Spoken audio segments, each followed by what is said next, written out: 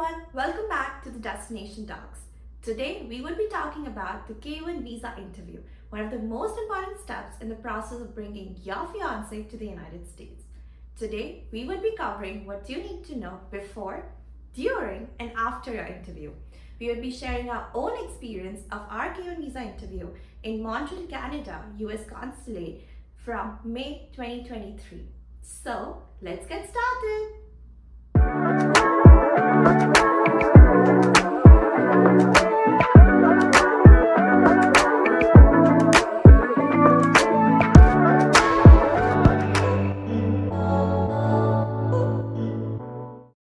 In this section, we will be covering the documents you need to prepare before the interview.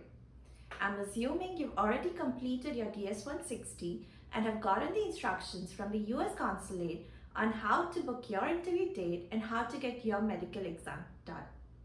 In our case, we got a medical exam done in Toronto, Canada, and the results were directly sent to the consulate in Montreal.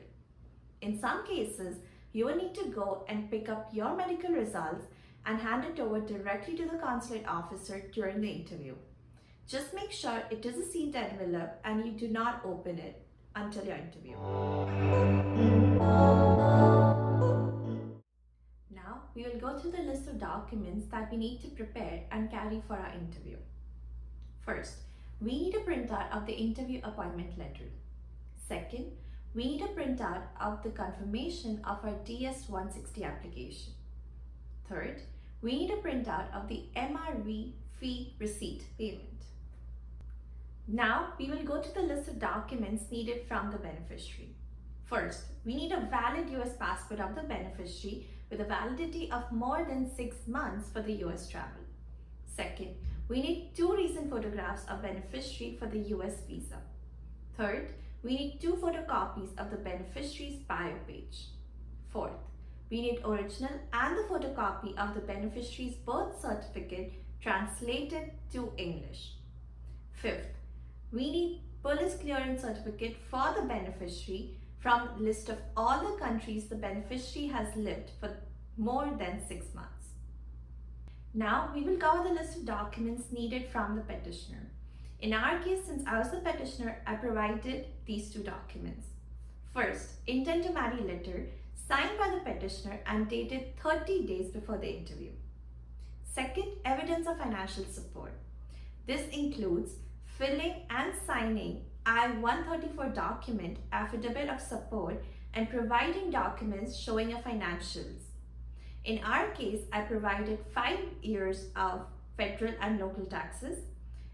I provided 6 months of my pay slips, and lastly, you disclose any of your financial assets you own. In our case, I provided printout of my checking account, my savings account, and any bonds, stocks, securities you own, you can provide it here. Now, we will be covering the last set of documents needed under evidence of relationship. The purpose of this is to justify your relationship to the interviewer officer and make your case stronger. This helps showing the relationship is genuine and you are willing to marry your partner. This is a very open-ended list and I'll be sharing the documents we provided for our case. First, in our case, since we were already engaged, we provided our engagement ceremony pictures and the engagement photo of our ring. Second, we provided the pictures of us meeting since the time we submitted the K1 fiance application, which was August 2021, until our interview, April 2023. Third, we provided screenshots of our chats and video calls. Fourth, in our case, since I was traveling to meet the petitioner, we provided the travel receipts and boarding pass of the travel. So these are all the documents we carried for our interview. In our case, this is our first marriage. But if you're already married before, you will need additional documents which would include your certificate from your first marriage, your divorce certificate, your military records or court records. So now, this wraps up our first section here. Let's move on to the section what you would need and expect during our interview.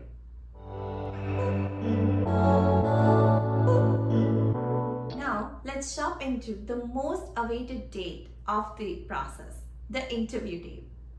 I will share what to expect during the interview and also will be sharing how was our experience during our interview. So let's begin. During the interview, we can broadly divide the questions into 3 categories. First, questions related to the beneficiary. This can include beneficiary's current address, job status, work employment questions, their date of birth, any general questions related to the beneficiary. Second, questions related to the petitioner, which includes petitioner's name, date of birth, their current address, their job status, their current relationship status, their previous relationship status, their US citizenship status. Third, questions related to the relationship. That means including how do you know your partner? When did you first meet your partner? How do you communicate with your partner? Have your families met each other?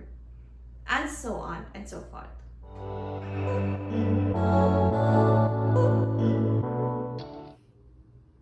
Now I will walk you through our K1 visa interview. Our interview was at the Montreal, Canada US Consulate at 9 a.m. in the morning. I highly recommend reaching at least 15 minutes before your interview time. Once you're at the consulate, you will go through 2 different windows. The first window, the officer will take in the documentation we prepared in our first section. Once submitted, you will be waited and seated until the next officer is ready for your interview. The interview time was around 15 minutes, and the structure of the interview is how we discussed is through the 3 main categories. I will share the questions which were asked from my beneficiary. The first set of questions were around beneficiary, asking him his name, his current address. The second set of questions were around the petitioner, which is me. He was asked my current address, my current work employer, my date of birth, and my US citizenship status. Lastly, the next set of questions were around our relationship. The questions were asked were, how did we know each other? Are we from the same religion? Have our families met each other? How often do we meet? And how do we communicate to each other?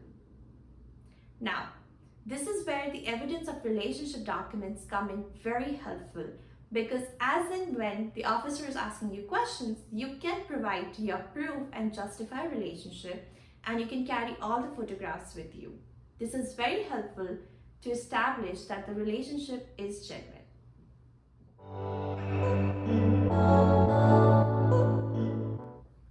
Once the interview is done, you will be notified there whether your visa is accepted or not.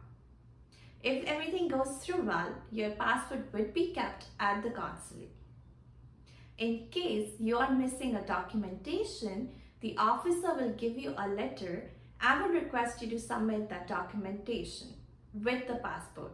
They will return your passport with you. Now, hoping everything goes well, what to expect after the interview? If everything goes well and your visa is issued and accepted, you will receive a US passport in mail in the next 7 to 10 business days. In case additional documentation is needed, you will need to ship back your passport and the document to the consulate, and it would take another 3 to 2 weeks for processing. So this brings us to the process of what to expect and prepare ourselves before, during, and after the interview. This is what we did, and this is how our process was. If you require any additional information on K1 visa, please comment us and we will get back to you. We are here to help and support the community and ease out this process for the next set of people applying for K1 visa. Thank you for watching us.